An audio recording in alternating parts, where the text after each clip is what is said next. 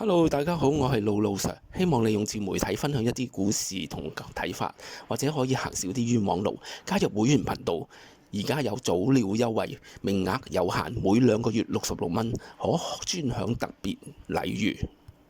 是一則免責聲明，大家好，我係露露 Sir，歡迎嚟到我呢個頻道。希望我嘅分享或者可以行少啲冤枉路，但當中有涉及投資啊，露露 Sir 分享只屬個人意見啊，各位觀眾應自行判斷。影片中提及的任何資產價格預測、市場劇本推演或者財務分析呢，均基於歷史數據或者個人邏輯推論，並非對未來表現的保證。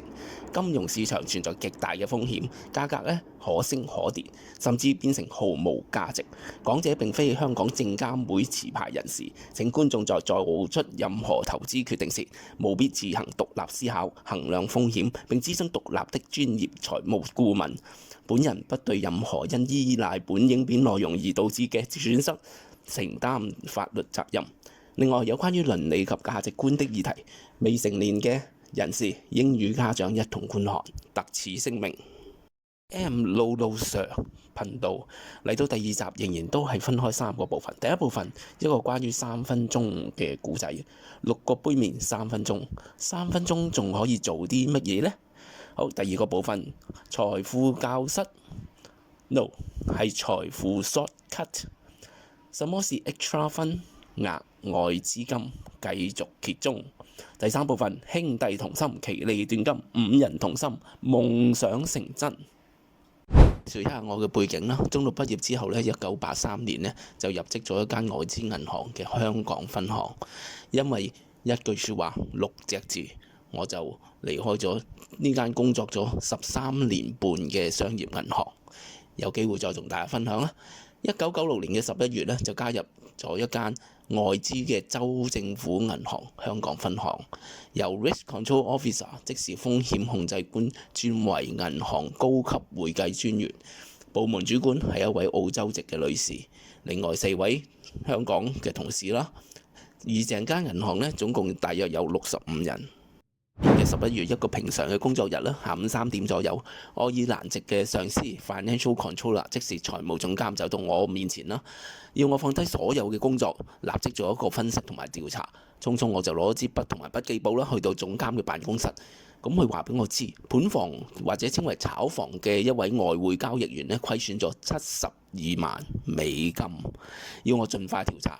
其實呢位外匯交易員呢已經匯報咗俾佢嘅上司啦、總經理啦，同埋首席執行官嘅，正等待我嘅調查。嗰張美元對日元嘅 broker sheet， 我稱為盤紙，一張格仔紙記錄咗呢位外匯交易員呢每日工作後所有嘅手寫交易記錄嘅明細。亦都去到交收部了解啦，是否跟交易對手確認相關嘅交易，同埋呢交易是否已經輸入咗電腦，亦都去找電腦部嘅同事咧第2次確認，確保咧依照 SOP 即是 Standard Operating Procedure 標準執行程序。可能你哋會問點解電腦啊或者交易會咁落後？其實當年外匯交易呢，包括係用電報機啦、路透社嘅交易平台 D2000啦、終端機、彭博社嘅交易平台啦、直線電話接通20間友好銀行啦，亦都可以透過經紀公司配對交易。我嘅調查就係要依照呢個時間線啦、交易方法啦、開倉平倉等明細呢係作出分析啦。發現佢咧由8點鐘開始呢，呢位交易員咧都維持未平倉合約呢響合理嘅倉位嘅，有贏有輸啦。因為他每一日呢只可以虧損美金15000蚊。直至臨近日本收市時間呢，佢竟然累積咗極大嘅倉位，而就喺呢短短嘅3分鐘之內呢，嗰個波動加大，就會產生咗極大嘅盈利或者虧損啦。我估計他發現咗呢個虧損之後呢，就一直進行平倉，無奈大勢已去，就導致咗呢個虧損72萬美金啊，而唔係佢嘅解釋話倉位正常，波幅超巨大而導致巨大損失。經過呢20分鐘嘅調查，其實公司已經炒咗佢㗎啦。優秀嘅管理層呢，亦都唔希望交易員呢每一日嘅輸贏太大。但最詭異嘅係乜嘢呢？睇翻個圖表同埋交易記錄，只要多2分鐘，喺歐洲嘅時段呢，呢個倉位係由輸72萬美金變成贏8萬多美金。好，嚟到第2集嘅第2部分，露露 Sir 嘅原創系列財富教室，唔係，應該係財富 shortcut。乜嘢係 extra fund 額外資金？一部分就係講 X， 即是 exchange，foreign exchange， 亦即是外匯咁解。部分講嘅就係零和遊戲，即是 zero sum game。當然有一啲真係叫外匯資產啦，例如我以前做過嗰間銀行，佢就係買落咗嗰個金鐘海富個單位作為辦公室，由1980年持有到今時今日，達到46年。80年代香港製造業同埋出口呢，包括有紡織啊、製衣啊、塑膠製品啊、玩具啊、電子產品啊、鐘錶啊、零件啊、金屬製品啊、假髮等，都形成咗一定規模嘅外匯需要，亦都帶動咗一啲資金去炒賣外幣。有一段時間，香港晚上呢係好盛行咧炒賣外匯嘅。我認識一個舊同事，因為替客戶咧做歐洲及美國時段炒賣外匯，得到客戶嘅讚賞而獲得一隻稱為金撈嘅手錶。香港甚至有連續多年外匯市場交易量亞洲第一。可惜過去嘅幾十年，我哋嘅地位都被新加坡取替咗。香港外匯交易嘅老行尊都感嘆係時移世易。有人話搏一搏，單車變摩托，露露格言係外匯價格好飄忽，嚴守止蝕減損失。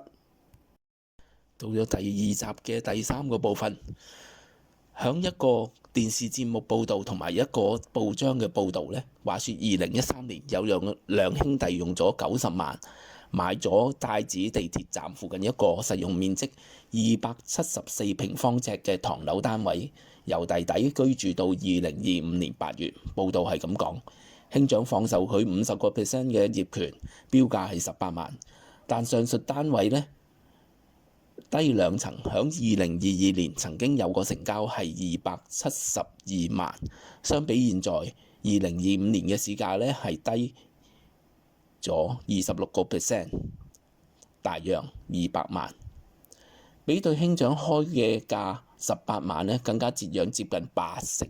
而根據相關人士透露呢，點解開價18萬呢？就係因為兩兄弟呢一啲爭拗而不和，變成碎契樓，所以未必有合理嘅估值。我認為有捨才有得，包容、兼容、寬容。古語有云：兄弟同心，其利斷金。